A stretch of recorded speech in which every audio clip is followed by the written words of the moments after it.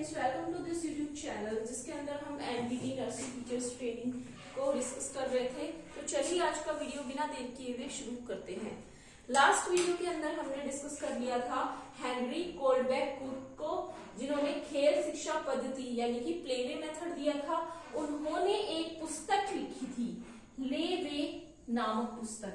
वो मैं बताना पिछले वीडियो में भूल गई थी, इसलिए मैंने ये इसमें बता दिया है। उनकी पुस्तक का नाम है लेवे पुस्तक। ठीक है, आज हम जो मेथड पढ़ने वाले हैं वो है डाल्टन पद्धति। अब हम एक बार समझ लेते हैं कि डाल्टन पद्धति जो है वो कुमारी हेलन ने दिया था 1913 में। ये अमेरिका की थी। इनको एक कार्य दिया गया था कि इनको ग्रुप ऑफ स्टूडेंट्स दिए गए, बच्चे दिए गए और उन्हें उनको पढ़ाने का कार्य सौंपा गया। जब ये बच्चों को पढ़ा रही थी तो उस दौरान उन्होंने पाया कि वो सभी बच्चों को एक साथ लेकर के पढ़ा नहीं पा रही थी, क्योंकि कई बच्चे तो पढ़ने में बहुत ही अच्छे थे, कई बच्चे मीडियम थे और कई बिलो एवरेज थे। तो सभी बच्चों को एक साथ पढ़ाने में उनको काफी जटिलताएं आ रही थी। तो जो उन्होंने महसूस किया वो ये था कि शिक्षण का जो कार्य है वो व्यक्तिगत तौर पर जब किया जाता है, यानी कि जिस तरह से हम समझे कि ट्यूशन फैसिलिटी मान लो एक तरह से, या अकेले में बच्चे को आप पढ़ा रहे हो, 3-4 बच्चों के ग्रुप में आप बच्चे को पढ़ा रहे हो, तो वो इसकी समर्थक है। ओके, इस चीज को वो सपोर्ट करती है, ना कि समग्र रूप से बच्चों को पढ़ाने का, यानी कि पूरी एक फुल होल क्लास को पढ़ाने की बजाय वो बात करती है, हेलन पार्क ये बात करती है किसके ऊपर, कुमारी हेलन बात करती है कि बच्चों को कक्षा के अंदर इस तरीके से पढ़ाया जाए कि उनको ग्रुप्स में डिवाइड करके। चलिए फिर मैं शुद्ध हिंदी में इसका उच्चारण करती हूँ, आप मेरी बात को ध्यान से सुनिएगा। डाल्टन पद्धति का तात्पर्य उस शिक्षण पद्धति से है जिसका आविष्कार अमेरिकी निवासी कुमारी हेलन पार्कहर्स्ट ने सन 1913 ईस्वी में किया था। कुमारी हेलन ने विभिन्न आयु के बालकों को पढ़ाने का कार्य आरंभ किया था। वे सभी बालकों को सामूहिक रूप से सफलतापूर्वक न पढ़ा सकी, अतः उन्होंने कुछ बालकों के कार्यों के निर्दिष्ट पाठ स्वतंत्रता पूर्वक करने के लिए दिए। उन्होंने ये पाया कि कुछ बच्चे तो इंटेलिजेंट थे, इतने इंटेलिजेंट थे कि वो पाठ के जो कार्य थे वो स्वतंत्र रूप से स्वयं कर सकते थे, लेकिन साथ में ही कुछ बच्चे ऐसे भी थे जो कि प्रत्यक्ष रूप से उनको पढ़ाने के बाद भी वो उस कार्य को नहीं कर पा रहे थे। इस अनुभव से इस निष्कर्ष पर आई कि शिक्षण की अपेक्षा बालक शिक्षक के पथ प्रदर्शन में रहते हुए निर्दिष्ट पाठों को स्वतंत्रता पूर्वक पूरा करते हुए कहीं अधिक अच्छा सीखते हैं। दूसरे शब्दों में कक्षा शिक्षण की अपेक्षा व्यक्तिगत शिक्षण कहीं अधिक उत्तम तथा श्रेष्ठतर है। कुमारी हेलन पार्कहर्स्ट अपनी शिक्षण पद्धति के संबंध में स्वयं लिखती हैं। कुमारी हेलन पार्कहर्स्ट खुद इस बात को डिफाइन करती हैं और बताती हैं कि डाल्टन पद्धति एक यांत्रिक व्यवस्था है जिसमें व्यक्तिगत कार्य के सिद्धांत को कार्य में लाया जाता है। यह स्कूलों का सरल तथा आर्थिक पुनर्संगठन है जहां शिक्षक और बालकों को अधिक उपयोगी रूप से कार्य करने का अवसर प्राप्त होता है।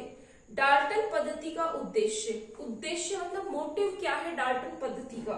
देखिए, 20वीं शताब्दी में रूसो, पेस्टोलॉजी, हर्बर्ट एम फ्रोबेल तथा डॉक्टर मारिया मॉन्टेसरी आदि अनेक शिक्षार्थियों ने प्रचलित शिक्षा प्रधान शिक्षा का विरोध करते हुए बाल केंद्रित शिक्षा पर बल दिया। इतने सारे जो भी हम अभी साइकोलॉजिस्ट पढ़ चुके हैं, इन सभी ने ये चीज कही है कि शिक्षा का केंद्र कैसा होना चाहिए, बाल केंद्रित शिक्षा। सभी ने बल दिया है कि शिक्षा बालक को केंद्र में रख के प्रदान की जाए। शिक्षा जो है, शिक्षा का जो ओरा है यानी सर्कल है, मान लो उसका केंद्र बालक होना चाहिए। केंद्र या सेंटर जो है वो कौन होना चाहिए? बालक होना चाहिए। फिर भी कक्षा में तीव्र बुद्धि वाले बालक को तीव्र गति से एवं मंद बुद्धि वाले बालक को मंद गति से सफलतापूर्वक शिक्षा प्राप्त करने के अवसर नहीं मिलते थे। दूसरे शब्दों में सभी बालकों को एक प्रकार की शिक्षा दी जाती थी। स्कूल्स में हम देखते हैं कि एक प्रकार की शिक्षा सभी के लिए दी जाती है, लेकिन कई क्लासेस में क्या होता है ना कि बच्चे जो है बहुत इंटेलिजेंट होते हैं। टीचर होमवर्क करने के लिए तो सभी को कहती है, लेकिन कितने ही बच्चे क्लास में होमवर्क करके लाते हैं। मतलब जैसे कुछ इस तरह के जो वर्क स्कूल में दिए जाते हैं ना कि भाई ये चलो आपको चैप्टर पढ़ा दिया, अब चैप्टर के बाद में ये टास्क है, इनके वर्ड मीनिंग्स लिख करके लाने हैं या डिक्शनरी से ढूंढ के लिख करके लाने हैं, तो बहुत ही कम बच्चे ये काम करके लाते हैं। आधे बच्चे तो एक्सक्यूज ही बना देते हैं, वो करते ही नहीं है ये काम।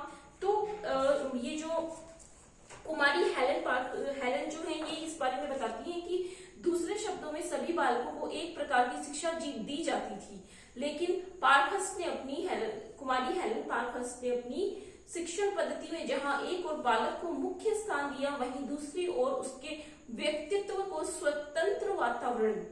कुमारी पार्कहर्स्ट के अनुसार डाल्टन योजना का उद्देश्य साधारण कक्षाओं के साथ एक पर बालक तथा बालिकाओं को पूर्णतया विभिन्न परिस्थितियों में रखकर नए प्रकार के शिक्षित समाज को जन्म देना तथा स्कूल के सामाजिक जीवन का पुनर्संगठन करना था। डाल्टन के आधारभूत सिद्धांत। अब डाल्टन जो है उन्होंने कुछ सिद्धांत दिए। देखिए बेसिकली जो भी हम पढ़ रहे हैं ना, ये सब एक चाइल्ड सेंटर्ड एजुकेशन है। बालक को केंद्र में रख करके हमें सीखना और सिखाना है। सिखाना किसको है? बालक को। केंद्र कौन है? बालक है। सीखेगा कौन? बालक। तो फिर शिक्षक का रोल क्या हुआ? शिक्षक यहाँ पे सुविधादाता है, ठीक है, फैसिलिटेटर है। हमें हमेशा ये चीज ध्यान में रखनी है कि हम पढ़ा किसको रहे हैं? बालक को पढ़ा रहे हैं। सिखाना किसको है? बालक को सिखाना है। और ये जितनी भी गतिविधियां हम सीखने और सिखाने की प्रक्रिया में काम में ले रहे हैं, वो सारी बालक के लिए बेनिफिशियल या बालक के लिए उपयोगी होनी चाहिए, ठीक है। अब इसके कुछ हमने पढ़े हैं सिद्धांत, और जो इसके सिद्धांत होंगे वही इसके गुण भी होंगे। जैसे पहला सिद्धांत है स्वतंत्रता का सिद्धांत, बच्चे को इंडिपेंडेंट छोड़ना भी जरूरी है। दूसरा है सहयोग यानी कोऑपरेशन का सिद्धांत। माहौल कैसा होना चाहिए? कोऑपरेटिव होना चाहिए। अगर बच्चे को कुछ समझ में नहीं आ रहा है, बच्चा आपसे पूछ रहा है, आपको उसका जवाब उसको तुरंत देना है। और अगर तुरंत नहीं भी दे पा रहे तो उसको आप ये समझा सकते हैं कि बेटा ये चीज मैं आपसे कल डिस्कस कर सकता हूँ। इस तरह से आप उसको कोऑपरेटिव वे में आंसर करेंगे। ये नहीं कि आप उसे डांट देंगे। व्यक्तिगत कार्य, बच्चों को होमवर्क भी दिया जाता है। पूरी क्लास को ही आपने होमवर्क दे दिया। कई बच्चे ऐसे होते हैं जो काफी इंटेलिजेंट होते हैं, वो करके भी ला रहे हैं उस होमवर्क को, लेकिन उनको एक्स्ट्रा वर्क भी दीजिए ताकि वो इंडल्ज रहे एक्टिविटी के अंदर, वो कार्य करते रहे, ठीक है। बात आगे समझ में।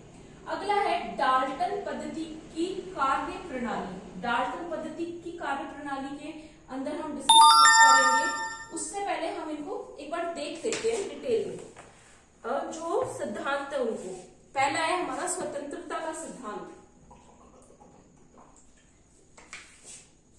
देखिए स्वतंत्रता के सिद्धांत में बात की गई है डाल्टन पद्धति के रूप में परिणत करने वाले स्कूल में पूर्ण स्वतंत्रता का वातावरण होता है। यहाँ पर सभी बालक समय सारणी के बंधन से मुक्त रहते हैं, अतः घंटियां बालक के कार्य में किसी प्रकार का हस्तक्षेप नहीं करती। बेल लग रही हो चाहे नहीं लग रही हो, इससे उनको कोई हेजिटेशन नहीं होगी, वो अपना कार्य